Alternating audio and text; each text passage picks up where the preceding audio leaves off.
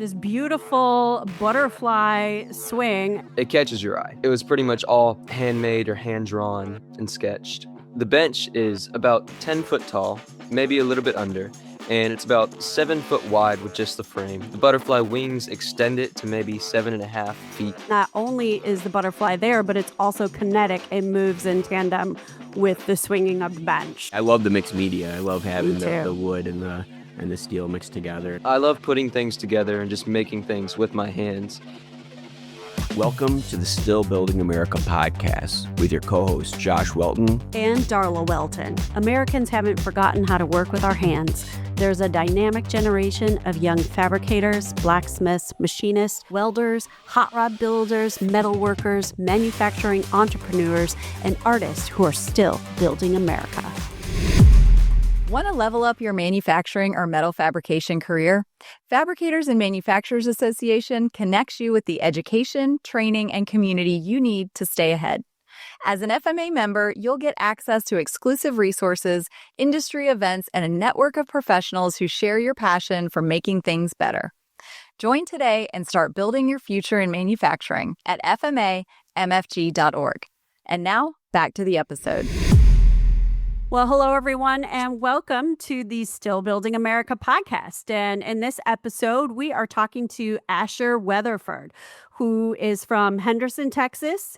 And he is a 16-year-old high school student who built a seriously impressive bench for the Rusk County Youth Project show. And he went viral for his creation. I think that was thanks to your mom. Yes, ma'am. I saw... there was a few million views between Couple of TikTok, them. Facebook, and Instagram, which was really impressive. So I was seeing you on every platform, which was really cool. So in a world that doesn't always see what young people are capable of, Asher built something incredible and functional. And so we're impressed, of course, with how his project turned out, but also with what it represents. This is what it looks like when young people are trusted to build something real. And so, Asher, thanks for being here. Of course. Yeah. How's your day going so far? It's gone pretty good. Did you have school? I did. So we're catching you in the afterglow, coming home and chilling, right? Yes, ma'am.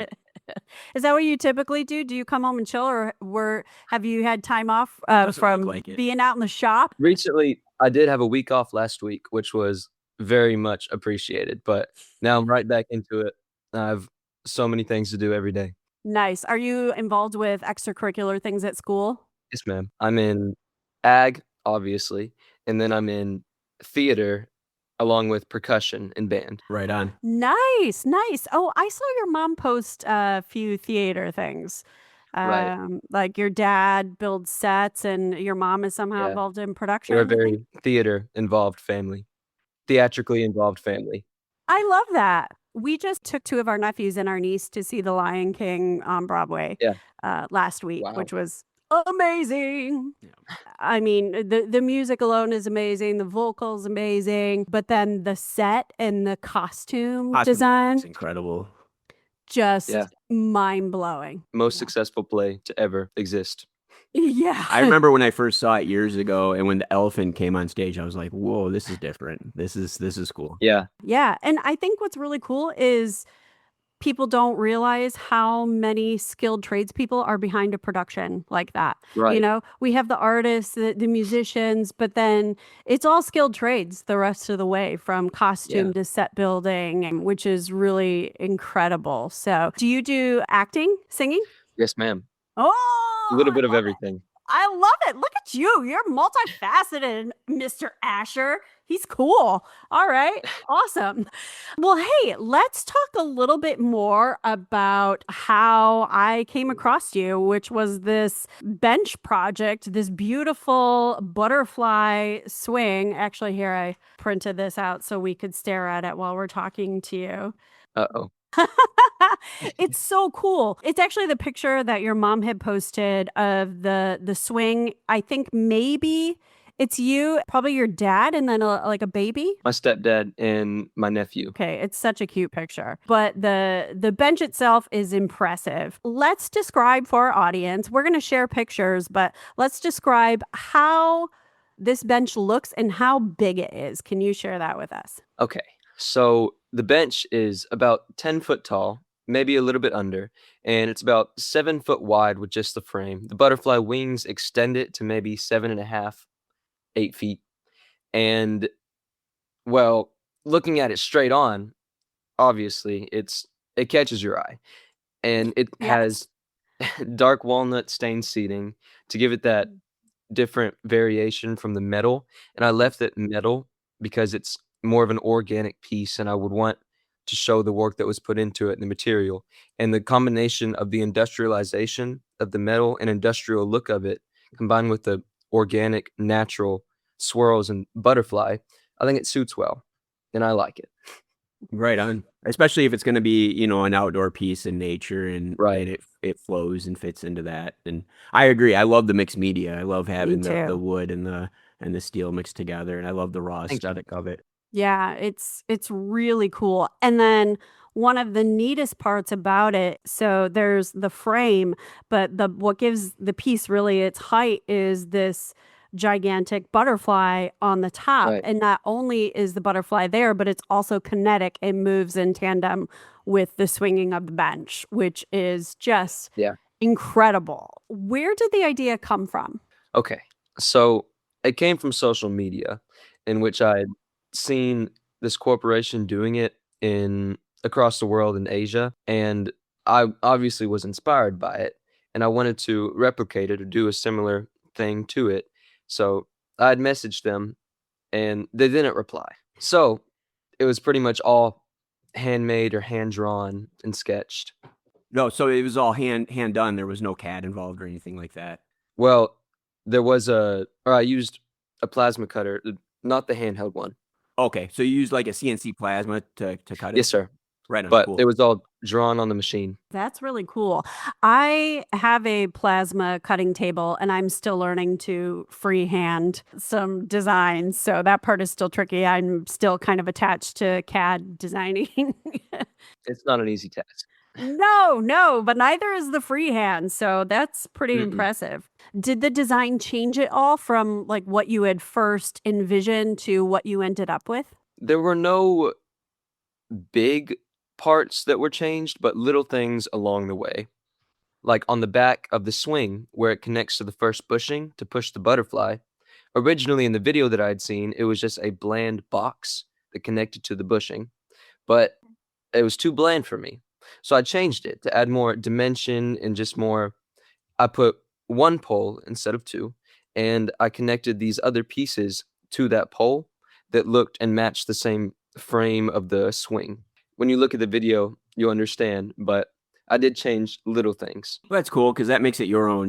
That's one of the things Right. early on with my sculpture, and people would ask if they could, replicate it or whatever. I'm like, you know what, just use it as inspiration, but kind of put your Yeah. own spin on it, and you're gonna find different ways to do things that are better or different and make it your own. Right. Is there a part of the project where, people look at it and they're like, "Oh, wow, that's so cool. That's so beautiful." But I know you just mentioned the backside changing from what you saw in that company's original design. Is there anything else that you really would love people to have their attention drawn to with the piece, design wise or function wise? If I had to say something, I would say how the frames on the side, they're hollow. They're not big, thick pieces of metal. They have two 14 gauge cut pieces of metal with flat bar hand bent around and surrounded. Right on. Yeah. So it's all boxed in to keep it for the strength. Yes, sir. How much does it weigh? It weighs 600 pounds. So that's actually even a little bit lighter than I was thinking it would be. Yeah. Nobody expects it. Is it all steel? Yes, ma'am. What was the hardest part to get right? Definitely the bending of the flat bar around the swirls. It was very painstaking, and it took multiple pieces of metal redoing it because it was just little pieces at a time, and then finding it if it fit, and then correcting it and finding it and correcting it, back and forth. How long were you working on the project? I worked on the project for 2 months with a combination of 130 hours. Wow. Oh, that's actually pretty quick for what you did. That's Yeah. that's pretty impressive. Along the way, I also saw improvement in learning how to do it. The first side piece took me 3 weeks to do, and the second one took me 1 week. Right, right. So, That's great. exponential learning curve. Definitely. So tell us a little bit about the fabrication. Like, what sort of tools were you using and what did you learn along the way? I learned a lot of things, mainly through the help of my stepdad, who's also my ag teacher, Travis Driver. Right He on. he helped me and taught me a ton of different tools and different ways to do that. I used things like a piece of pipe just clamped onto a table that I could slide my metal under and bend by hand, all the way to a handmade crowfoot bar, just a bar and 2 pieces of metal to grab onto the flat bar, and many random redneck engineered tools. Yeah, I mean, I was watching some videos the other day of there was a guy hydroforming two-stroke exhaust, basically like welding thin sheets of material together and then using water pressure to get the shape right. But like he was Yeah, doing it out of this 5x10 shop using just the most basic tools. And I know when I first started, it was and even now I have a bunch of tools, but I like there's a lot of stuff I just like, okay, I'm just gonna clamp this here and hit it here and make it work. You know, yeah, there's a lot of like high tech things out there these days to kind of help you along, but it's kind of cool also to be able to use your ingenuity and some of those old school yeah, ways, like the clamping the bar to the table and bed. I've done that before. It's good to have those fundamentals to fall back on, like those tricks to fall back on, and then when you do, get the experience and maybe you get the time and energy and the money to get those fancy tools, then you kind of know what they're based on. And if something goes wrong, you're going to be able to make stuff when the person who's reliant on that technology is kind of lost. right. Let's talk about the Rusk County Youth Project, this show. Tell us a little bit about what that is. So it's a show in our county where people from all over get to make projects. You have until one show ends to the dateline before that show to make your project, which it's a good bit of time. Obviously, I started a little bit late and turned it in, but people from all over the county just get to make projects and submit them into the show. Then these projects are all fit into 7 different categories of whatever they may be and judged by 2 different judges who will come by. After that, you'll get your rankings and then you'll go through an auction. I was placed 7th in the show. Awesome. Yeah. I also saw that you were the grand champion in your category, though. Yes, ma'am. The outdoor furniture and conveniences, I placed grand champion. Right on. Were there any kind of parameters placed on what you could build or how to build it? You couldn't build it at home and you had to build it. Your parents couldn't help or anything. Right. And you have to document it, yeah, Okay. and make a book and just prove that you did it. Which is great. Josh and I judge the metal sculpture, welding sculpture competition for Skills USA. And Oh, yeah, and documenting the process, the students documenting the process is one of the important parts of it to prove that yeah, they did it on their own. So it's actually one of my right. favorite things to look through is the start to finish story of what they created. I think it's really cool. Yeah, So you said that you couldn't create the bench at home. Where did you create it? at our shop in Henderson, school shop. Okay, your school shop. All right. Where's the bench headed to now? It is going to the Wolf River Art League in New London, Wisconsin. Awesome. And you actually sold it before the auction, is that correct? Yes, ma'am.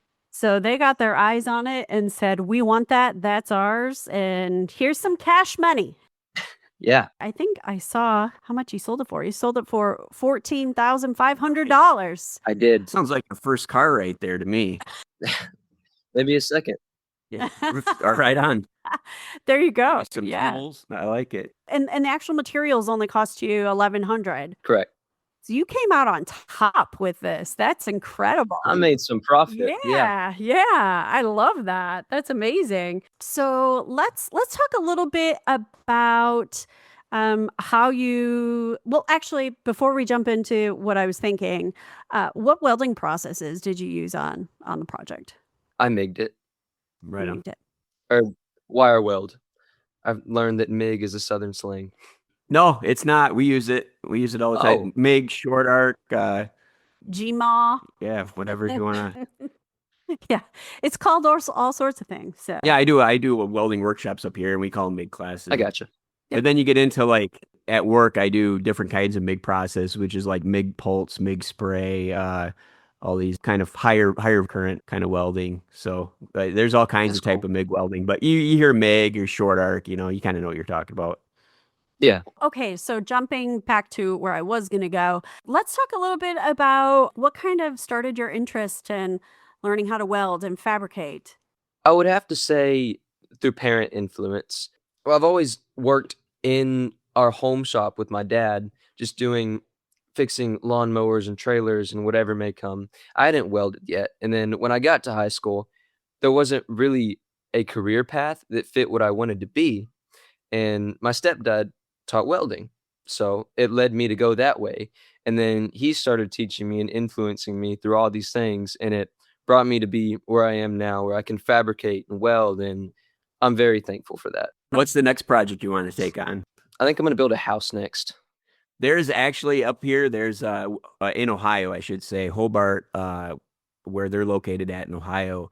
They had, I don't know if they still have them, but at one point they had a couple of houses that were fabricated out of steel, completely welded, just Wow. to show that they could do it for whatever reason. I got to look that up. I'm not sure what happened to that, but yeah, pretty Yeah. cool stuff. That's cool. I mean, I know people do it out of shipping containers, but it was actually like a regular house. Yeah. Interesting.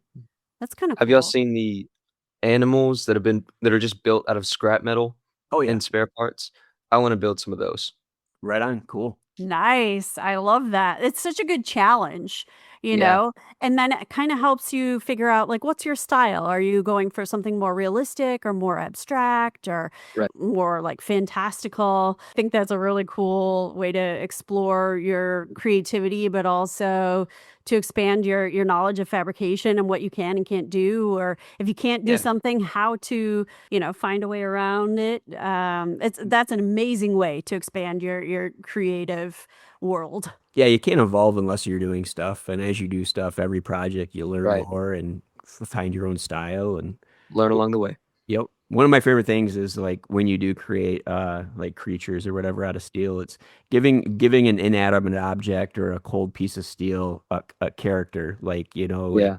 whether it's natural or comedic or just some type of emotion. I think that's one of my favorite things about doing metal sculpture like that. Definitely. What was the first project that you ever welded, fabricated that you were really proud of? Last year, I competed in the Rusk County Youth Expo Center for the first time for the project show, and I had made these two chairs that had metal frames on them, and they had these leather upholstered seats and backs for cushions. And I put those in the cell. I got 30th, which was very good, and I still am proud of those. Right on. Wow. Did you do any of the leather work, or how was that done? Yes, sir. It was done through blood, sweat, and tears. Right on. Had you done any leather work previously? No, ma'am. I got some help from my mother. She knows how to do that stuff and is a professional. Oh, So, that's You got amazing. some amazing resources right at home. That's awesome. I sure do. Let's go, mom, Yeah. dad, and stepdad. Love that. Yeah. That's such a gift. There's a lot of kids who, we've interviewed students who, their parents are doctors. They've never touched any sort of fabrication stuff Got in their that too. life.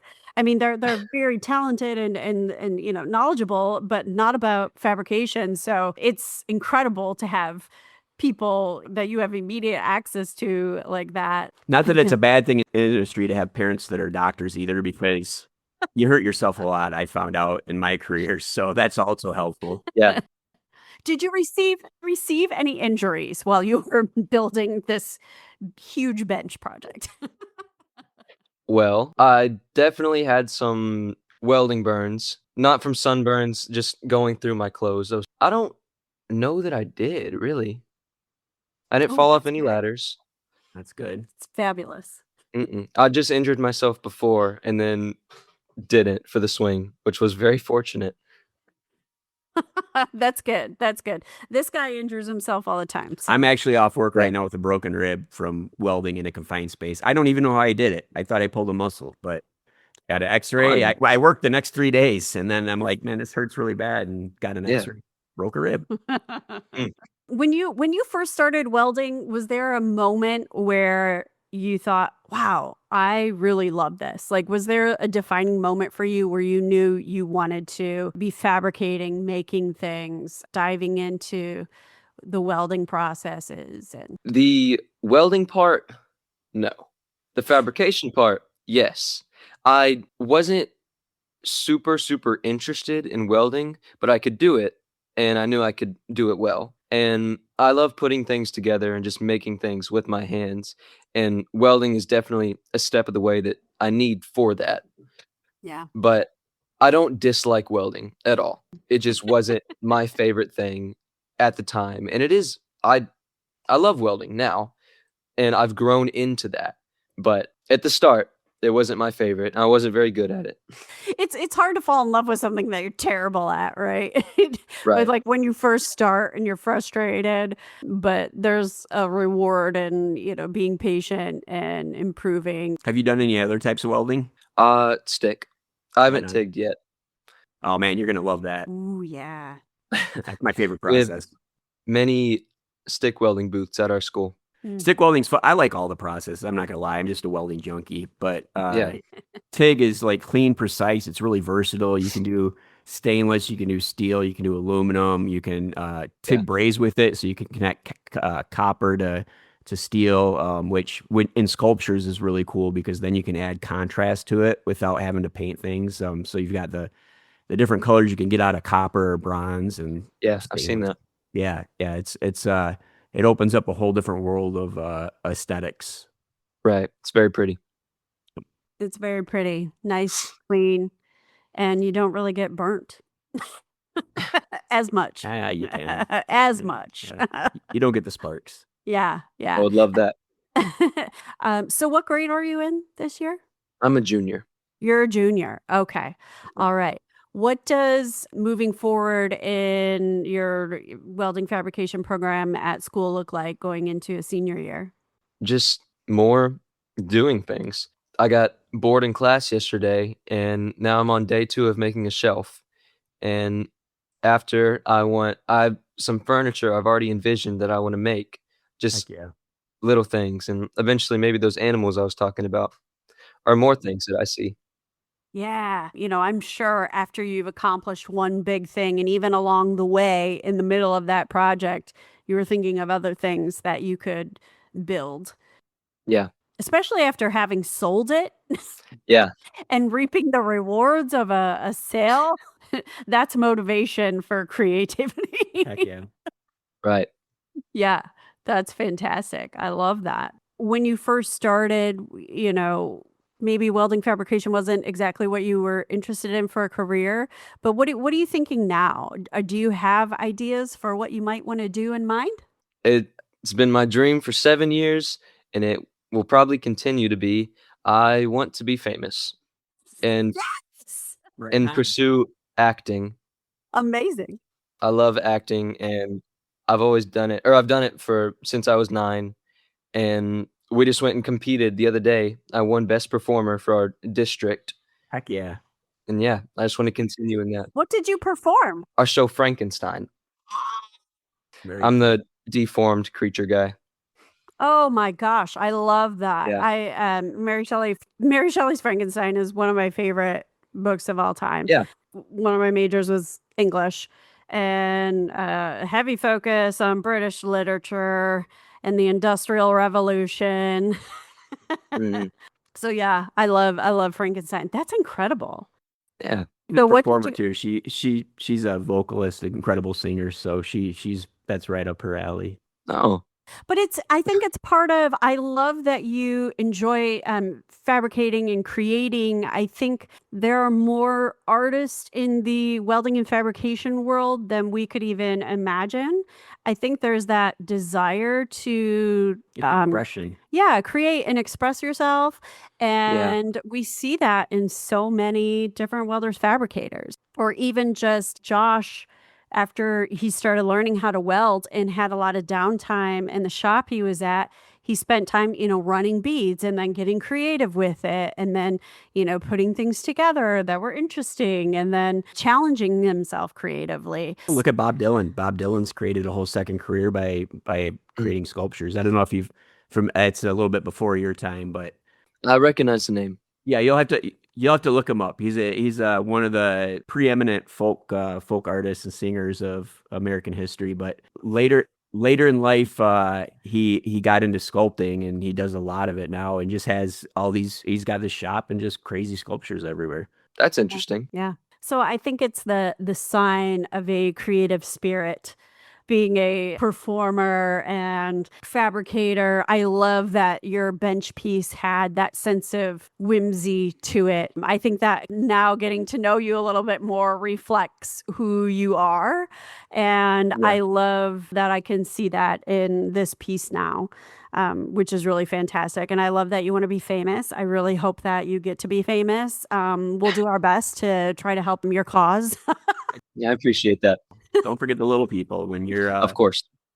hobnobbing with Timothy Chalamet and all those guys. So. Chalamet. Chalamet. Shyamalan. Sorry, it's a little Adam Sandler. But do you like ballet and opera? Because apparently he doesn't. He grew up with it. I do. I think he was more talking like it's just not relevant. Oh, well, which is even sadder. But like it his parents is. his It is sad. into that. Yeah. Do you have a dream role? A dream. I'm playing it. Oh, Nice. My first show that I ever did was Frankenstein, Heck. and I played the little kid William, who the creature kills. And now coming back at it 7 years later as the creature, Now you get to kill the little kid. I do. Love it. I love this role, and I want to play it for how it is and make it my own. okay. So is Frankenstein your favorite production then? Is it my favorite production? I think so. Okay. Okay. I just went and saw the new Bride movie recently. I'm obsessed. It's so good. Really? I've heard so Yeah. many conflicting, like it's very polarizing, but I'm a huge Christian Bale fan. Most people hate it, but I was obsessed with it. Christian Bale and Jesse Buckley just did a phenomenal job. Right on. We have to see that.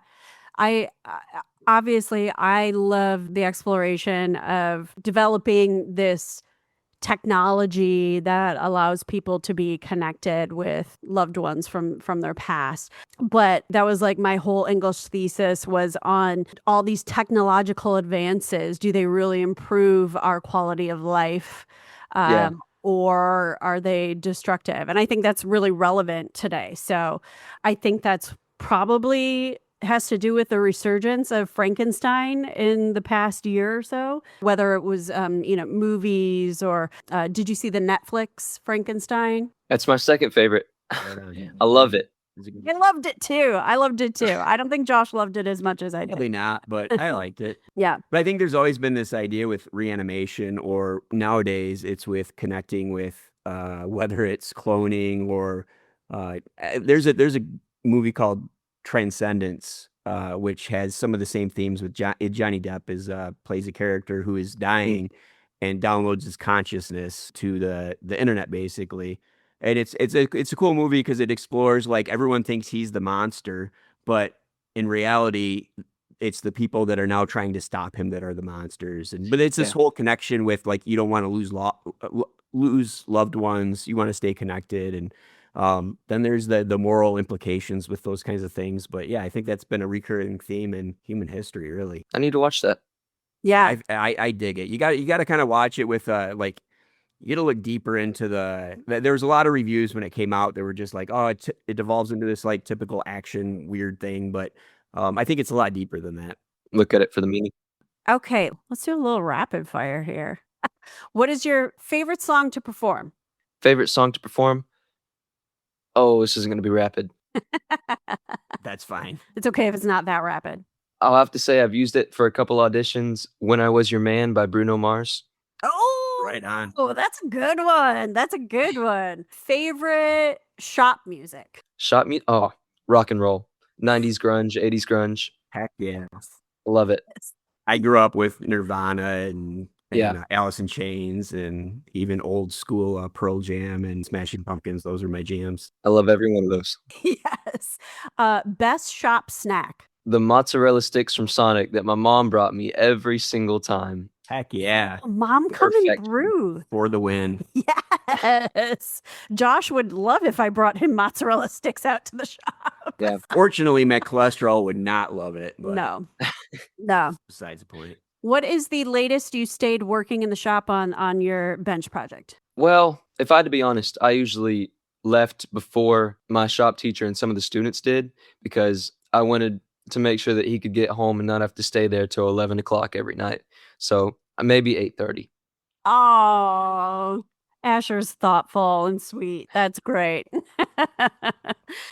Did your classmates, were they also working on projects for the show? Yes, ma'am. Nice. How many students do you have in your class? In my class, out of the whole grade, 250 just in ag that made a project, 25. We had some really good success this year. Do you have any classmates whose projects you thought were really cool too? Oh my gosh. My buddy named Kale Ellis, he placed second place in the whole show, and he built this beautiful Santa Maria pit. This Oh, grill, 4 doors, the grills that roll up and stand out, just amazing. He put in wow. more hours than I did, and just I love it. I would buy it, but I can't. That's so cool. Did somebody end up buying it? He went through the auction and a preset buyer had, but he bought it back. Now he's just looking for a buyer. So anybody who's interested, I think he's looking for 6,500, but we'll say 10,000. Sounds good. Sounds good. Love to get some pictures of it. Yeah, definitely. Yeah, send some pictures our way, or have your mom send some. Yes, We'll ma'am. we'll see what we can do to get it sold. I think it'd be really Yeah. cool if like a restaurant bought it or something. They could, like sort of display Oh, it. yeah. Especially down in Texas. Yeah, that'd be sick. Well, Asher, this has been so much fun talking to Yeah. you and learning about your project and about you and what inspires you. And I'm excited to see what you do, creativity wise in fabrication as well as becoming famous. So, Right. I'll get there. do you want like Broadway famous or like movie famous, or you'll take whatever you get? I'm leaning towards movies, but being on Broadway would be pretty epic. There's nothing saying you can't do both. Exactly. You're right. Well, you got your first fans from Detroit, so Yeah. Here we are. Thank y'all. I think you should build a Frankenstein. Give us your interpretation. Build a Frankenstein. Not like one out of human flesh or anything, but like Oh, metal. yeah, totally. You should dig up a grave. right. Don't Yeah, don't do that. don't listen to Josh. Don't do that. Or even one of his machines, so I don't know, some type of Frankenstein-inspired piece. Yeah. Well, it's always so fun to talk to somebody who's at the beginning of their journey into, moving towards adulthood and exploring what you want to do with your life. So it's been an honor to talk to you. Absolutely. Thanks for sharing with us. And thanks to your mom, Nikki, for helping us arrange this. We'll definitely be sharing lots of photos of your work. And if you have anything else, feel free to send it our way, photo-wise, videos, anything like that. So I wouldn't even mind if I got a video of a Frankenstein performance. Well, So why don't y'all just fly down here? We could do that. Road trip. yeah. We're big road trip people. So. Wait, didn't you say you might be going to Texas for work? It's possible. Yeah, I could be by Fort Hood. There we go. I know Texas is huge. I don't even know where anything is in relation to. I know where El Paso is, and I know exactly where that is on the map, mostly because I've been there, and Amarillo. Amarillo. We've got some Texas stories actually from our We do. sort of honeymoon. Or right up in the top right of it. Not the panhandle, but the big chunky section. Well, if we make it to the big chunky section, we'll make sure to stop by and visit. Sounds good. Thank you so much. Thanks, Asher. Thank y'all. You can follow Asher on Instagram at Asher___Don. So that is ASHER _____DON. Or check out Asher's mom's social media, where her post of Asher's swing initially went viral. You can find her at Dr. Nikki Driver, DrNikkidriver. So yeah, that's Asher Weatherford, 16 years old, building a 600-pound butterfly swing that's already out in the world, turning heads and doing it with the kind of thoughtfulness and creativity that you just can't fake. And what I love about this conversation is that Asher doesn't fit into just one box, and he doesn't feel like he has to, right? He's a fabricator, he's a performer, he's a kid who figured out how to bend steel into something that feels alive. And then he turns around and steps on a stage to bring a character to life in a completely different way. And that's the through line. It's all creative. It's all creation. It's learning something that doesn't come easy at first, but you stick with it, and then you find your own voice in the process, whether that's through a weld, a piece of art, or a role on a stage. And yeah, he wants to be famous. I love that he said it out loud, because if you're paying attention, you can already see it. The work ethic, the curiosity, the willingness to try and fail and get better. That's the foundation, and the rest just builds from there. So Asher, we are rooting for you. And to everyone listening, this is what it looks like when young people are given the space to build something real, and not just projects, but also their confidence and skill and identity. And this is the next generation of tradespeople and makers and creators, and they're already doing the work. So thanks again to Asher for spending some time with us. And as always, thanks to you for listening to the Still Building America podcast. Still Building America is a production of Fabricators and Manufacturers Association and part of the FMA Podcast Network. The podcast is hosted and created by Darla and Josh Welton. Episodes are produced and edited by Garrett Slager and Darla Welton. Additional production support by Dan Davis, Andy Flando, Dana Weicker, Mike Owen, Billy Culpa, Elizabeth Gavin, and me, Sarah Spring. Thank you for listening.